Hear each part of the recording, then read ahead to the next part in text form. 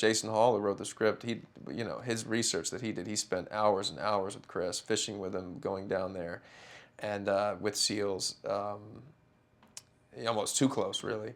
And that's all bleeds into the script, and then we were able to bring that to life in the movie. The other thing about this movie, it's a wonderful love story.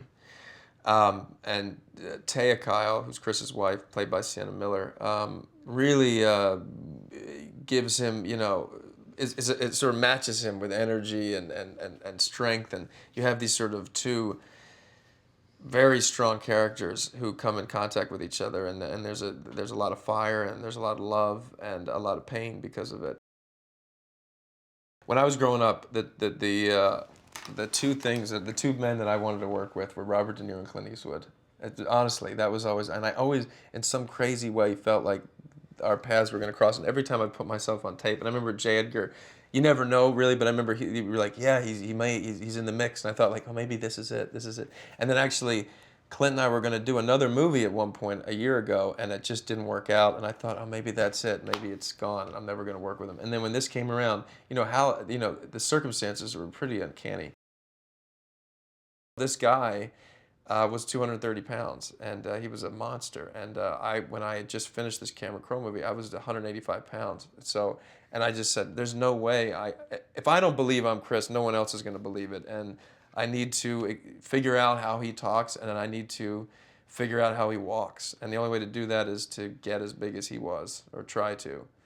And along with everything, all the other work, that was just get to a point where I could even begin to believe I'm him. I did as much research as I could, and there's a lot out there, tons out there, and I had access to so many things, and I thought it'd be so interesting if somebody told him in November, before he was horribly murdered, that there's going to be this actor that's going to watch every single thing that recorded that you've ever said or done many times, to the point where he can recite it. I mean, it's just such a surreal thing. But I was that guy. I had that honor, and that's what it felt. It felt like I had a tremendous honor to be able to pretend to be him, and I loved it. I loved every moment of walking in his shoes, every moment of it. American Sniper is a story about one Navy SEAL named Chris Skyle, who joined the SEALs when he was 30 years old, and he did 4 tours in Iraq as a Navy SEAL sniper, and he is listed as having 160 reported kills, which is the most kills for a sniper in U.S. military history by a long shot.